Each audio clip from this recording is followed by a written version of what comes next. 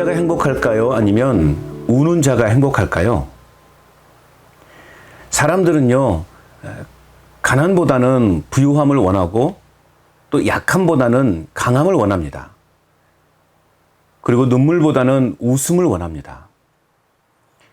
이 성경에서도 사실 이것을 부인하지 않습니다. 이 아브라함을 비롯한 이 족장들은 모두가 부유하게 살았습니다. 시대에 영향력 있는 강한 인물들이었습니다. 또한 성경은 항상 기뻐하라고 가르치지 울고 살라라고 그렇게 가르치고 있지 않습니다. 그럼에도 불구하고 오늘 예수님께서는 가난한 자가 복이 있다, 그리고 애통하는 자가 복이 있다라고 말씀하고 계십니다.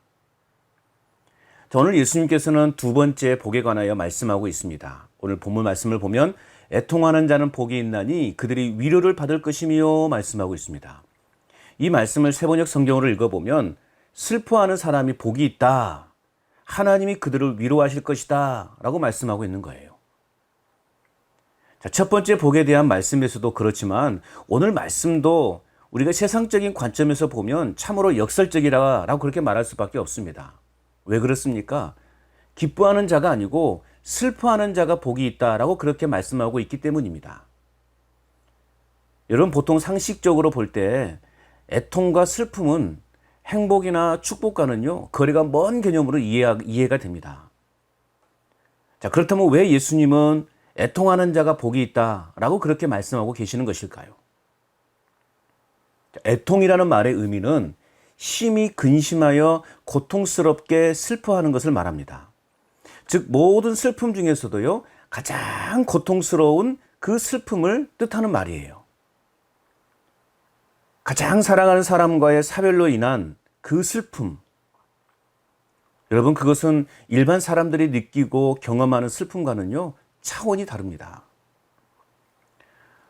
잘 아는 장로님, 권사님 부부에게는요, 그야말로 애지중지하게 여기는 아들 한 명이 있었습니다. 그 아들은 결혼도 하고요, 딸도 한 명 있었어요. 그런데 30대 초반에 정말 이름도 생소한 이 희귀한 암에 걸려가지고 몇 년을 투병하다가 세상을 떠나고 말았어요. 그의 직업은 관광버스를 운전하는 그러한 직업이었어요. 그래서 이제 운전을 많이 하다 보니까 이 종아리에 뭔가 이렇게 몽우리가 잡혔는데 그 운전을 많이 해서 생긴 건 줄 알았어요. 그런데 그것이 암이라고는 그 누구도 상상하지 못했거든요. 그래서 그 암이 이제 온몸으로 전이 되면서 정말 그래도 이제 그 집사님이 자신의 그러한 주일 송사하지 못한 것들, 또 자신의 신앙생활을 제대로 하지 못한 것에 대해서 하나님 앞에 회개하면서 어떤 교회 안에서 그 병을 한번 이겨보려고 얼마나 노력했는지 모릅니다. 그런데 그렇게 몇 년을 투병하다가 이른 새벽에 어머니 권사님으로부터 전화가 왔어요. 목사님, 갔어요 라는 그 전화를 받을 때 제 마음도 너무나 아팠습니다. 그 아들을, 사랑하는 아들을 떠나보내는 이 어머니의 심정은 어땠을까요? 몇 년이 지난 지금도 이 권사님은요, 그 아들을 잊지 못해서 툭 하면 그 아들 생각에 우울해지고 눈물을 흘리시는 권사님이십니다. 여러분, 이런 아픔이 바로 오늘 예수님께서 말씀하시는 애통하는 마음이 아닐까 하는 생각을 해보게 돼요. 자, 창세기에도 보면 야곱에게는요, 12명의 아들이 있었습니다. 그 중에 특별히 야곱은 요셉을 사랑하고 아꼈죠. 아버지 야곱은 이제 형들이 있는 그 양치는 곳으로 요셉을 심부름을 보냈습니다. 그런데 다른 형제들이 돌아왔을 때 이 아버지 야곱은 그 형제들로부터 요셉이 죽었다라는 소식을 듣게 됩니다. 그때 야곱은 창세기 37장 34절 말씀에 보면 자기 옷을 찢고 굵은 배로 허리를 묶고 오래도록 그의 아들을 위하여 애통했다라고 그렇게 기록하고 있습니다. 자식을 먼저 보내야 하는 부모의 심정은 여러분, 그 무엇으로도 표현할 길이 없는 애통입니다. 자기가 가장 사랑하는 사람이 죽었을 때 슬퍼하며 우는 것을 애통이라고 말합니다. 한자로는 단장이라는 이 단어가 어쩌면 가장 비슷할 것 같아요. 끊어질 단, 창자, 장. 정말 너무나 슬픈 나머지 창자가 끊어지는 듯한 아픔을 말하는 것입니다. 여러분, 우리는 며칠 전 광주에서 재개발로 철거 중이던 건물이 무너져서 9명이 숨진 사건을, 그 사고를 우리는 들었습니다. 참으로 안타까운 사연들이 이제 그 이후로 소개된 것을 볼 수 있습니다. 부모와 떨어져 살던 29살 막내딸이 이제 오랜만에 본가에 방문을 해가지고 아버지와 함께 3달 전에 수술한 어머니가 있는 요양원에 가기 위해 버스를 탔어요. 버스 앞쪽에 탔던 아버지는요, 의식을 회복했는데 뒤쪽 좌석에 앉은 딸은요, 숨졌어요. 또 그중에는 17살인 고등학교 2학년 남학생도 있었습니다. 늦게서야 얻은 아들이에요. 애기도 많았다고 해요. 비대면 수업 기간이었지만 동아리 후배들을 만나러 학교에 갔다가 귀가하는 길에 이 사고를 당하고 말았어요. 버스에 오른 그는 버스를 탔다는 사실을 알리면서 집에서 봐요, 사랑해요 라는 메시지를 남겼다고 합니다. 그런데 결국 그 아들은 버스에서 내려 사랑하는 부모의 품으로 돌아오지 못했습니다. 사고를 당해 억울하게 이별을 해야만 하는 이 유가족들이 겪는 이 슬픔이 여러분 창자가 끊어지는 듯한 아픔입니다. 자, 근데 그런 의미에서 오늘 예수님께서 말씀하시는 이 애통하는 자는 복이 있나니 이 말씀이요, 더욱더 제 마음 가운데 깊이 울림이 되어지는 말씀으로 느껴집니다. 자, 그렇다면 구체적으로 오늘 우리는 무엇을 애통해야 합니까? 첫째는 우리 자신에 대해 우리는 애통해야 합니다. 누가복음 18장 13절에 세리는 멀리 서서 감히 눈을 들어 하늘을 쳐다보지도 못하고 다만 가슴을 치며 이르되 하나님이여 불쌍히 여기소서 나는 죄인이로소이다 고백하고 있습니다. 세리는 세금을 징수하는, 요즘 말로 말하면 세무 공무원 같은 역할입니다. 자, 이들은 로마 정부에서 거둬들이는 그런 금액 이상으로 돈을 징수합니다. 그리고 그것을 자기의 것으로 하는 불법을 자행했던 사람들입니다. 그로 인해 대부분의 사람들로부터 그는 배척과 비난을 받았습니다. 더욱이 유대인 사회에서는 이 세리를요, 죄인 취급을 했습니다. 그로 인해 그들은 감히 성전에 가까이 가지도 못했고 또한 하늘을 우러러보지도 못한 채 가슴을 치며 그들은 기도했습니다. 가슴을 친다는 것은 아침에 뭘 잘못 먹어서 답답해서가 아니라 바로 애통의 표시인 것입니다. 이 사람이 바로 애통하는 사람입니다. 왜 세리가 이렇게 애통해 했을까요? 자신의 의롭지 못함 때문이었습니다. 자신의 죄를 생각하면 너무나 슬프고 고통스러워서 그는 애통해 했습니다. 그런데 예수님은 이러한 세리가 바로 바리새인보다 더 의롭다라고 인정해 주셨습니다. 애통은 일반적인 죄책감이나 후회와는 다릅니다. 죄책감이나 후회는 혼자서 괴로워하고 마는 것이죠. 그런데요, 이 애통은 회개하는 것입니다. 여러분, 회개한다는 것이 무슨 의미입니까? 자신의 죄악이나 허물을 깨닫고 괴로워하는데 그치지 않습니다. 바로 하나님 앞에 나아가 사죄의 은총을 구하는 행동입니다. 다시 말하면 방향을 전환한다는 것이죠. 여러분, 우리가 길을 잘못 가고 있다면 어떻게 해야 됩니까? 유턴해야 되죠. 바로 회개란 죄의 길에서 하나님의 길로 유턴을 하는 것을 말하는 거예요. 유턴을 해야만 내가 원하는 목적지에 이룰 수 있습니다. 죄악의 길에서 하나님의 길로 접어들 때 우리는 나의 죄성이 드러나기에 우리는 애통해야 하는 거예요. 이처럼 하나님께로 돌이키는 자가 하나님께로부터 은혜를 받게 되는 것입니다. 내 안에 있는 죄성을 바라보며 눈물로 기도하며 애통해 하는 마음으로 주님 앞에 나오는 저희를 여러분, 우리 주님은 위로하시고 소망을 주시는 그 주님이심을 믿으시기 바랍니다. 또한 오늘 우리는 애통해야 하는 것이 무엇입니까? 오늘 우리가 애통해야 되는 것은 무엇인가? 두 번째는요, 우리의 이웃과 공동체에 대해서 우리는 애통해야 합니다. 성경에 보면 예수님께서 웃으셨다라고 말하고 있는 장면이 없습니다. 오히려 성경은 예수님께서 우신 장면이 여러 곳에서 보여주고 있습니다. 그 중에 특별히 예수님은요, 나사로의 그 죽음 앞에서 눈물을 흘리셨습니다. 예수님의 이 눈물의 의미는 무엇일까요? 예수님께서는 예수님이 사랑하는 사람들이 불행해지는 것을 원치 않으셨어요. 마찬가지로 예수님은 저와 여러분들이 불행하게 되는 것을 원치 않으십니다.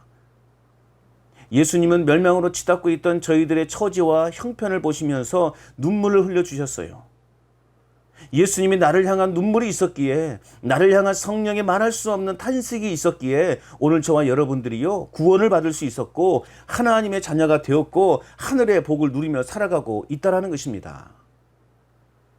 사랑하는 친구 나사로를 위해 눈물을 흘리신 예수님은 이 죽은 나사로를 깨우십니다. 나사로야, 나오너라.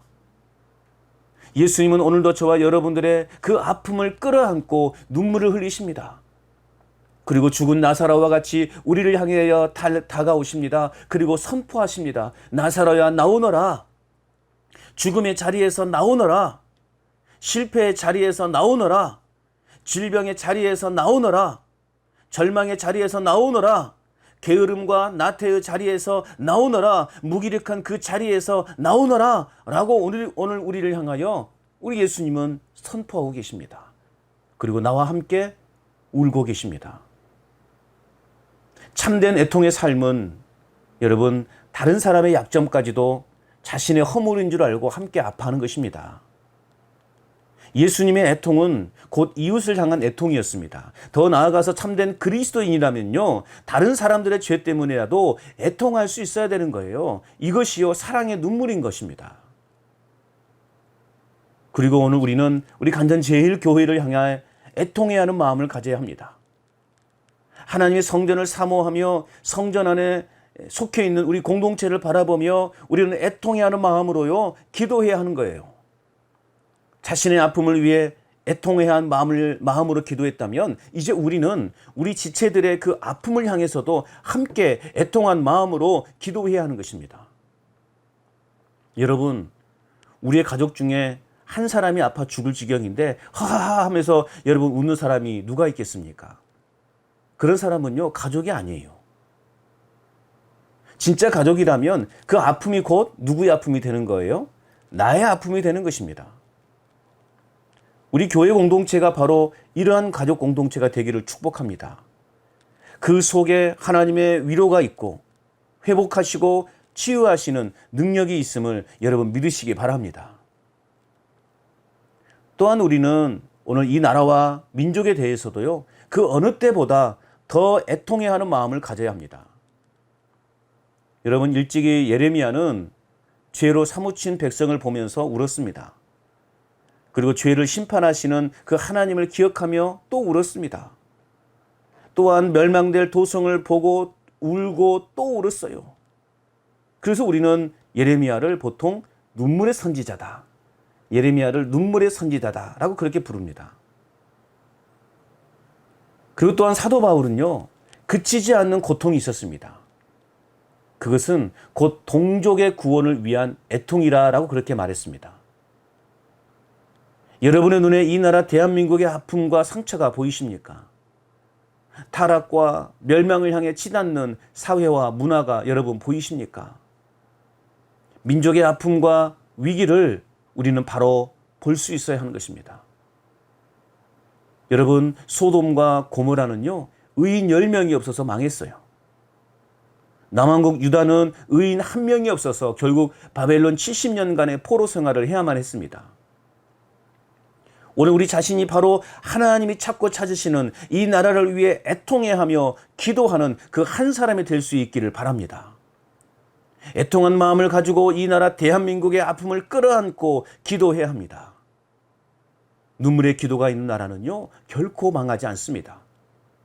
나를 위하여 울 뿐만 아니라 멸망해가는 세상을 향해, 이웃을 향하여 울 수 있는 그 애통하는 마음, 그러한 마음을 가진 사람이 여러분 주님 앞에서 복 있는 사람입니다. 여러분은 눈물을 흘리는 자입니까? 아니면 원망과 증오심에 불타 있는 자입니까? 사람이 원망과 증오를 갖게 되는 이유 중에 하나는 눈물을 흘려야 할 때 눈물을 흘리지 않기 때문입니다. 눈물은 우리의 상한 감정을 씻겨주는 치료의 역할을 해냅니다. 심리학적으로도 보면요, 마음껏 통곡한 후에는 후련하고 정신이 든다고도 합니다. 그러나 하나님 앞에서 하는 애통은요, 그런 정도의 감정이 아닌 거예요. 근본적인 위로와 기쁨입니다. 하나님 아버지께서요, 꼭 우리를 안아주시는 그 위로의 사랑인 것입니다. 자, 그렇다면 오늘 예수님께서 이처럼 애통하는 자에게 주시는 복은 무엇이라고 말씀하고 있습니까? 애통하는 자는 복이 있나니 그들이 위로를 받을 것이며.